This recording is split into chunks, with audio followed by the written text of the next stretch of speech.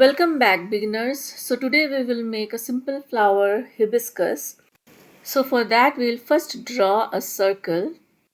Then inside the circle we will draw a plus sign and make 4 quadrants.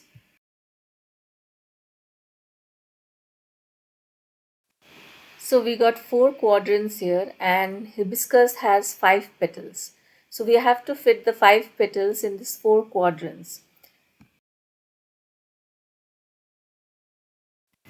So we'll first start along this line and go around the arc to mark the area for the first petal, and we will finish it off before we reach the end of the quadrant. So we will not use the full quadrant for the petal. We'll leave a little bit of space for the next petal to start. Next we will start the second petal adjacent to the first one. So sometimes the petals overlap each other, sometimes they are just tight fit, and sometimes they may have gaps. So here we are drawing the petals uh, adjacent to each other. So this is how we drew the second petal. Likewise, we will start with the third petal in from the second quadrant itself. We will end the third petal somewhere in the middle of the third quadrant. So we'll have enough room for 2 petals. So now you see that I'm drawing the fourth and we have enough room for the fifth petal also. So now all the 5 petals have been drawn, and now I am erasing all the reference lines, that is the lines with which I drew the quadrants. Now that I have erased all the reference lines, now I am giving shape to the petals. So I will give a curve to the side of the petals to show that they are different from each other, to bring them a little out. You can see that I've also drawn a circle in the center of the flower. So that is the space I am reserving to draw the filament. So this way I'm taking one petal at a time and working on them to give them a more curvy look so that the flower looks softer.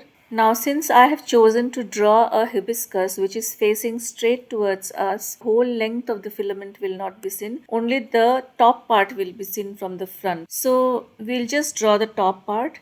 For that I am just drawing a cross sign and a plus sign inside the circle. So now I am drawing the stalk which is in a straight line with the center of the flower.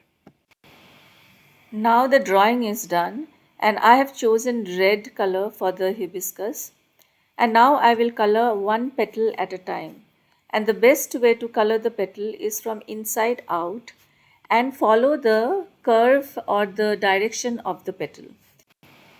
So you can see that I am coloring inside out and I am following the direction of the petal.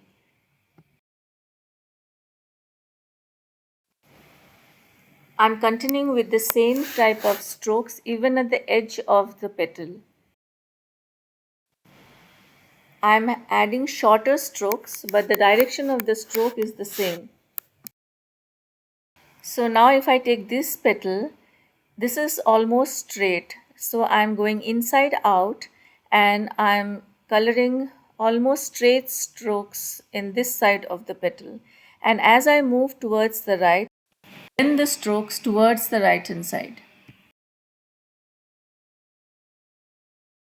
I have started coloring from the left hand side of the petal, and I'm coloring it with slanting lines towards the left, and as I move towards the center the lines are straight, and as I move towards the right hand side I'm coloring it with slanting strokes towards the right. So this way the petal will look like it has unfurled.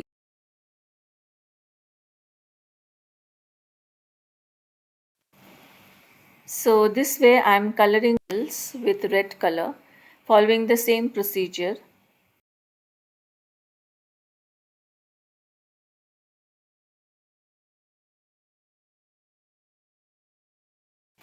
Petals, and you can see that I have also colored the center of the hibiscus flower with the same stroke, that is from inside out, and I have followed the direction of the petal even for the center of the hibiscus flower.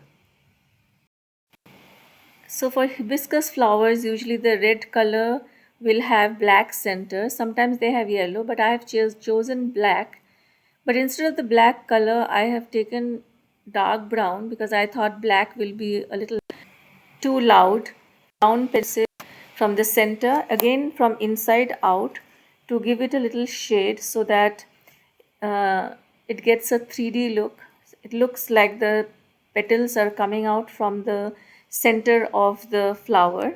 All the strokes side out, the strokes towards the left. As they come towards the center, it will be, and again towards the right, they will slant towards the right. You can see how the petals look. It looks like they are popping out from the center of the flower. The petals of the hibiscus flower also has vein. So now I am adding those veins with the brown color pencil. If you don't want to get details, you may skip that. The flower will look as good being thinner. But if you want to add details, you can do this on each petal.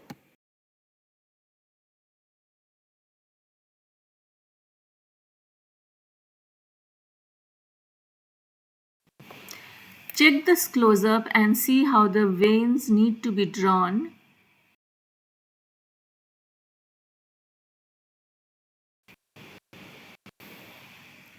So all the petals are done now, and initially I thought that I will not add the filament because it is a front facing, but now I think I will add the filament. So I'm adding the filament. The stigma, that is the end part of the filament, will be in red. So now I'm drawing the stigma, and the pollen will be in yellow color. So I'm adding the pollen. Lastly, I'm coloring the stalk of the flower with dark green color. Stalk, our hibiscus flower is also done. I hope you liked and enjoyed doing this flower with me. So in the next video, we will do the leaf of the hibiscus flower. And so see you in my next video. Till then, bye bye.